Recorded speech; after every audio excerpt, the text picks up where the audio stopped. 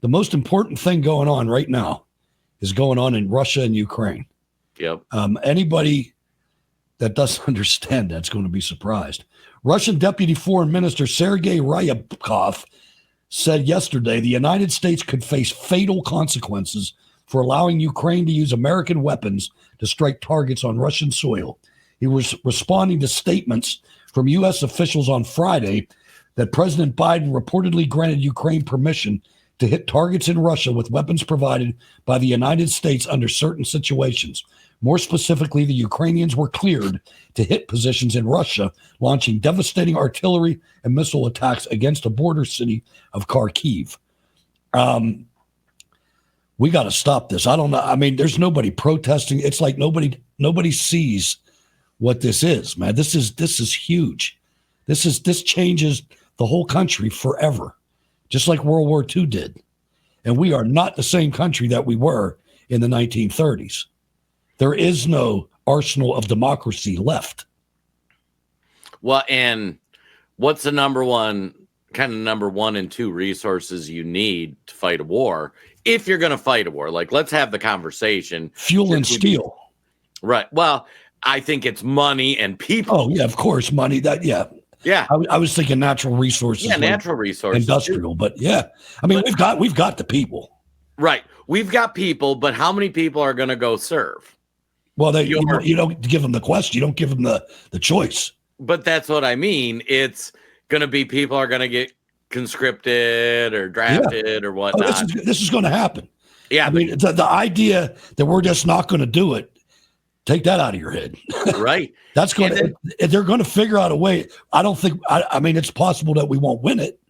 Right. And even winning it, if you start launching missiles into Russia, what do you think they're going to do? They're going to launch missiles. Right. This is not going to go well. And they're putting American troops over there now. I mean, this should be terrifying. It is to me. It is to me too. And if you look, like, after World War II, we were in a very strong economic position, but there were even things they went through to fund World War II people weren't ready for. And everybody lives in this fake world right now where, oh, we can just print more money, or, oh, student loan forgiveness, it isn't real money, or whatever. At the end of the day, when you go to war and half the world pulls out of your currency, oh boy, and then all of a sudden you can't keep running up your credit card, and you need real money to pay for real bullets. And then what's the government going to do? The government's going to come confiscate your property. Right. I was going to say, I mean, we've talked about before on the show, like the gold confiscations or different things that the government's done, selling Americans war bonds, things like that. Ration tickets for food and fuel and tires and nylons and everything else. Right. Yeah. And we're just, and I said it on the show when this whole Ukraine thing started.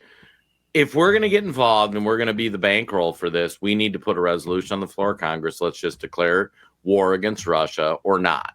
Because if we're not going to be in a war, good luck, Ukraine. Like, we wish you the best, and maybe if we wouldn't have pushed for NATO to be in Ukraine so that we could put American nuclear weapons on the border of Russia, maybe Russia wouldn't have attacked. Who knows? And the problem with our military leadership is, at the very most, the only combat they've seen is Vietnam. Right. The rest of them are much less than Vietnam, even in intensity.